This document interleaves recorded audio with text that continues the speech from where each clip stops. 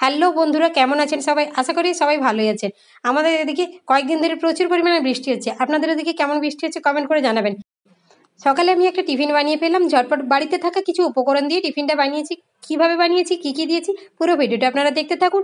আমার চ্যানেলে যারা নতুন বন্ধু রয়েছে চ্যানেলটিকে অবশ্যই সাবস্ক্রাইব করো আর বেল বাটনটি অন করে রাখো, যাতে আমি যে ভিডিওগুলো আপলোড করবো সেগুলো সবার আগে আপনাদের কাছে পৌঁছে যাবে। তাই ঝটপট চলুন, দেরি না করে শুরু করি আজকের মজার টিফিন রেসিপিটি। আমি এখানে এক বাটি আটা নিয়েছি, আটাটাকে আমি মেখে নেব। আমি এখানে আশীর্বাদ আটাটা নিয়েছি, আপনারা যে কোনো আটা বা ময়দা দিয়ে এই রেসিপিটা বানাতে পারেন। নিচ্ছি আমি পরিমাণ মতো লবণ আর আটাটাকে আমি ভালো করে মিশিয়ে নেব। এবার আমি অল্প অল্প জল দিয়ে একটা ডো তৈরি করে নেব।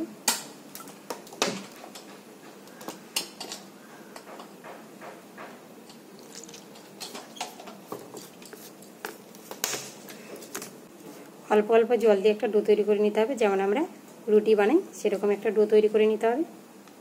ডোটাকে আমি তৈরি করে নিয়েছি, এটাকে আমি 10 মিনিটের জন্য রেস্টে রেখে দেবো। ততক্ষণ আমি পুরটা বানিয়ে নেব। সেদ্ধ আলু, ডিম আর নিয়েছি নারকেল কুচি, চিনেবাদামকে আমি একটু গুঁড়ো করে হালকা গুঁড়ো করে নিয়েছি, পেঁয়াজ কুচি, এটা হচ্ছে পুদিনা পাতা কুচি, আর নিচ্ছি কাঁচা লঙ্কা, গোটা জিরে, আর নিচ্ছি সাদা তেল আর লবণ। তো চলুন আমি পুরটা বানানো শুরু করি। রেডি করে দিচ্ছি আমি সাদা তেল, গোটা জিরে, পেঁয়াজ কুচি। পেঁয়াজটাকে আমি একটু হালকা নরম করে নেব। দিয়ে দিচ্ছি আদা আর রসুন বাটা, দিচ্ছি একটু টমেটো সস। পেঁয়াজটাকে আমি হালকা নরম করেছি, খুব বেশি নরম করে ভাজিনি। নারকেল কুচি, কাঁচা লঙ্কা কুচি। আলুটাকে কিন্তু আমি পুরোপুরি ম্যাশ করিনি, হালকা হালকা দানা দানা রেখেছি।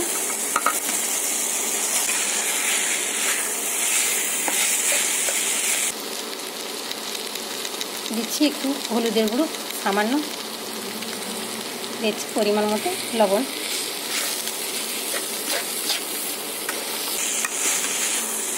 দিচ্ছি আমি চিনেবাদাম গুঁড়ো, সবশেষে দিচ্ছি আমি পুদিনা পাতা। আপনারা এখানে ধনে পাতা কুচিয়ে দিতে পারেন।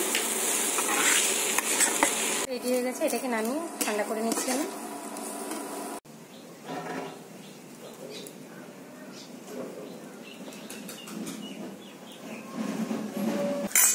আমি লেচিগুলোকে বেলে নেব। এটা একটু রুটির থেকে পাতলা হবে, রুটির মতো মোটা মোটা হবে না।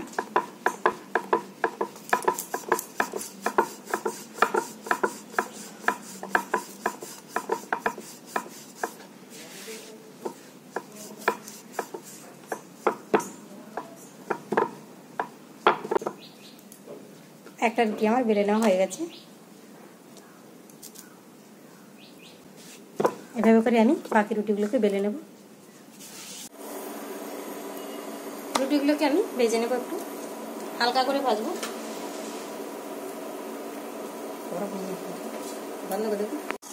এরকম অল্প অল্প করে ভেজে নিতে হবে, খুব বেশি কড়া করে ভাজা যাবে না। এটাকে আমি তুলে নিচ্ছি। আমি এখান থেকে খানিকটা পুর নিয়ে নিয়েছি।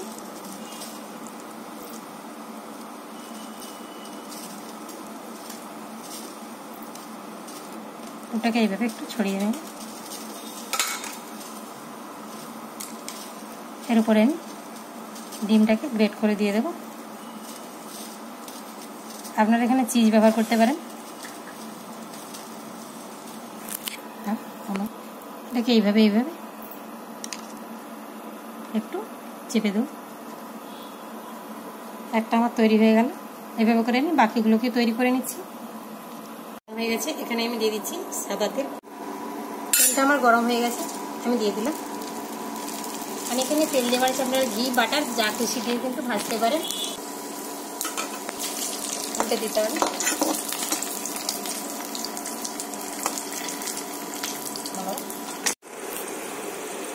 দেখুন কালারটা কত সুন্দর এসেছে।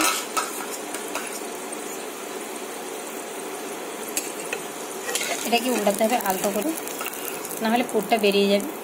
এপিট এপিট লাল লাল করে ভেজে নেব।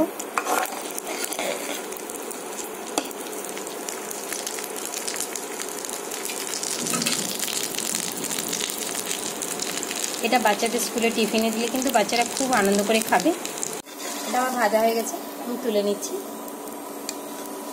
একইভাবে আমি বাকিগুলোকেও ভেজে নেব। সবগুলো আমার ভাজা হয়ে গেছে, আমি পরিবেশন করে দিয়েছি। দেখুন, দেখতেও যেরকম, খেতেও সেরকম দারুণ লাগে এই রেসিপিটি। আপনারা একবার হলে বাড়িতে ট্রাই করে দেখবেন।